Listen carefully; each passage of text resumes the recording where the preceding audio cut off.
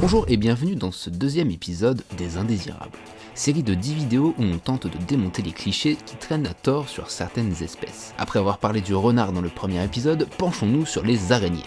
Et du cliché qui traîne sur cette espèce, il y en a en masse. Allez, au boulot.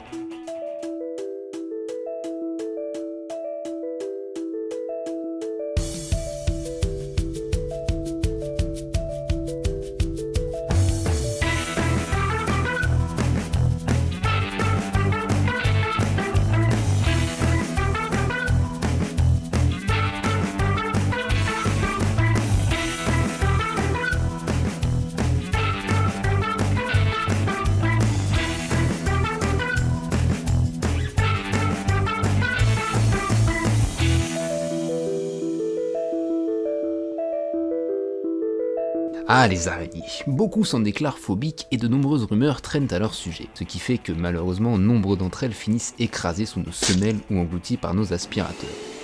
Mais pourquoi tant de haine ? Clairement, d'une part pour leur apparence, 8 pattes c'est trop. Enfin, l'explication viendrait plutôt de nos gènes selon certaines études.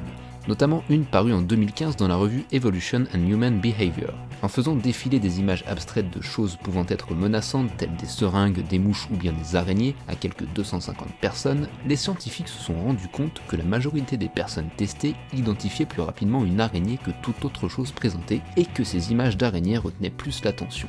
Réflexe donc, on pourrait en conclure que cette peur serait inscrite dans nos gènes et que nos lointains ancêtres nous ont fait cadeau de cette méfiance instinctive.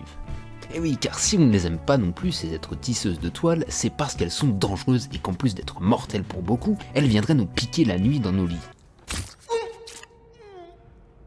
Alors c'est faux. Alors c'est complètement faux. Bon, je crois que c'est le moment de tenter de nous réconcilier avec elles.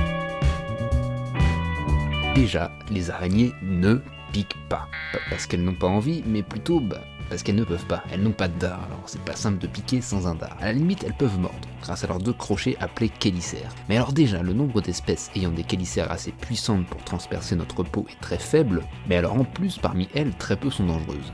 Si vous vous faites mordre, ça faut vraiment le chercher, ça fera mal, mais le risque de mort est vraiment très limité. Donc si un matin en vous réveillant vous constatez des boutons qui grattent sur votre peau, n'accusez pas les araignées, elles n'y sont pour rien. Alors ce serait mentir de dire qu'aucune araignée ne peut entraîner la mort, car oui, il y a des cas de décès causés chaque année par les araignées. Mais parlons chiffres. Il existe plus de 46 000 espèces d'araignées connues dans le monde, dont 1700 en France métropolitaine. Chaque année, ces 46 000 espèces et leurs milliards d'individus tuent entre 5 et 10 personnes, dont 0 en France.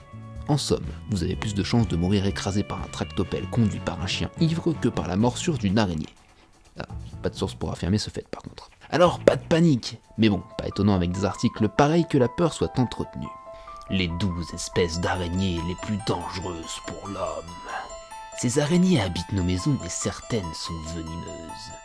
Top 10 des pays où les araignées tuent le plus d'humains, ceux qui font un peu flipper.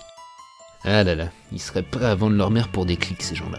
Et en plus d'être très peu menaçantes pour l'homme, les araignées nous rendent de grands services, à commencer par nous débarrasser de nombreux insectes que l'on peut considérer comme nuisibles. Elles sont insectivores et chassent certaines bestioles que l'on n'aime pas trop, comme les moustiques par exemple ou les moucherons. Et au jardin, ce sont de véritables alliés. Elles nous débarrassent de certaines espèces qui, sans la présence de nos copines à 8 pattes, feraient des carnages dans les potagers.